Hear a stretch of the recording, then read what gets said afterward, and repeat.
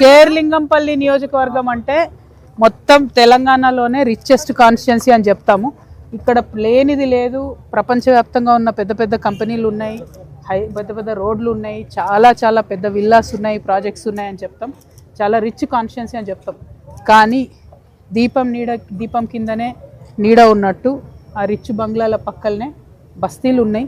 బస్తీలలో అనేక మంది పేదవాళ్ళు ఉన్నారు. మరి పేదవాళ్లను కనీసం పట్టించుకున్నటువంటి పరిస్థితి గత 2 సంవత్సరాలుగా మనం చూస్తూ ఉన్నాం. ప్రత్యేకించి రోడ్ల కోసం, అదేవిధంగా ఏదైతే పెన్షన్లు ఇస్తామన్నారో, అదేవిధంగా ఏదైతే ఇండ్లు ఇస్తామన్నారో, ఏదైతే వాగ్దానాలు 6 గ్యారెంటీలు అని చేసిండ్రో, అది కరెంటు కావచ్చు, గ్యాస్ కావచ్చు, మహిళలకు ఇస్తామన్న 2500 కావచ్చు, యువకులకు ఇస్తామన్న నిరుద్యోగ భృతి కావచ్చు, వీటి మీద కూడా కనీసం మాట్లాడనటువంటి పరిస్థితి ఉంది. సరే, అవి మీరు చేయలేరు, మిమ్మల్ని ఎవరు నమ్ముతలేడు, ఒక్కొక్క రూపాయి అప్పిస్తలేరు అని చెప్తున్నారు కాబట్టి అది వేరే విషయం. కానీ మరి ఇక్కడ రోడ్లు ఎందుకు బాగలేవు? నిన్న మొన్నటి దాకా మంచిగా వచ్చిన మంచినీళ్ళు ఇవాళ ఎందుకు మంచిగా వస్తలేవు? కనీసం మంచినీళ్ళు ఎందుకు ఇవ్వలేకపోతా ఉన్నాం? మున్సిపల్ అధికారులు ఇక్కడ స్థానికులు పోయి కంప్లైంట్ చేస్తే ఎందుకు మాట్లాడతలేరు? రేషన్ కార్డులు ఇవ్వలేదు కేసీఆర్ గారు అని చెప్పి మీరు అధికారంలోకి వచ్చిరు. మరి మీరెందుకు ఇస్తలేరు రేషన్ కార్డులు? మీరెందుకు ఓపెన్ చేస్తలేరు పోర్టర్లు?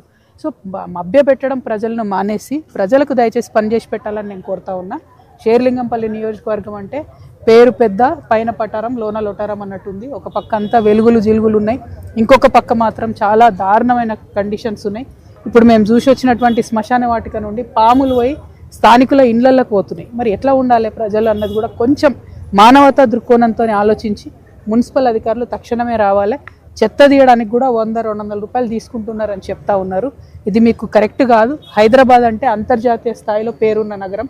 ఈ నగరం బాగుండాలంటే నగర ప్రజలు బాగుండాలన్న విషయాన్ని దయచేసి గుర్తుపెట్టుకొని షేర్లింగంపల్లి ఎమ్మెల్యే గారు ఈ సమస్యల మీద దృష్టి పెట్టాలి, ముఖ్యమంత్రి గారు దృష్టి పెట్టాలి. అన్నిటికన్నా ముఖ్యం కార్పొరేటర్ గారు వచ్చి ఫస్ట్ ఈ గల్లీ చూడాలి.